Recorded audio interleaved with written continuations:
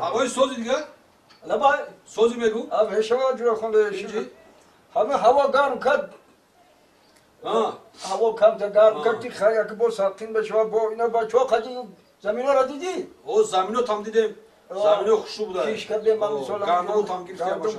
کوردیم و بهترین کو بابای علی یا دوک نخم و خیزم کار داره سروسی میه؟ میریم کار داریم زمین ده اونجا بریم نه؟ خیلی خداوند آرزوهای نبتون عملی بودن روی سفید نصیبتون الله اکبر شما هم بیایید بچم بیایید هم در سرخان ده همه کسی که شیشته مال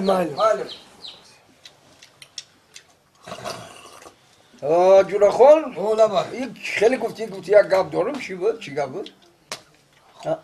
علبای؟ همون رحمتی پدرم چی گفت مسافر؟ وصیت کرده بود که بعد همین سری ما همین دو درک تا سرش دو سر کرد. اکی دودار تا گفتی او؟ دودار ما یو. با این خیر رنگ خیلی بچه خوب هسته یا خیلی بد نداشته؟ نه یکم خیلی بد نداره. همش فلوش سوزه. همین میدونی چه جوره خون؟ اون اول که خمرم سر دستر خون کیش دیدم از دیگه من احمد دادم همین بچه خیلی باش که میخویا بابا من همه وقت زیواشکه نمیخویم این عادت نیست من برای بوی سیگارت گیره گفتم میخویم گاه این سیگارت هم میکشیده کو؟ نه من سیگارت هم همه وقت نمیکشم چه؟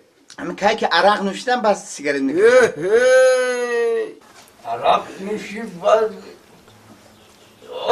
این عرق میخوردن سیگارت میکشیده؟ نه همون نه من عرق هم همه وقت نمیخورم بابا و عرق خوری هم کاری خوب نیست من بکار که میمونم زیغ میشم و بکاری رو با نوشم عرق می نوشم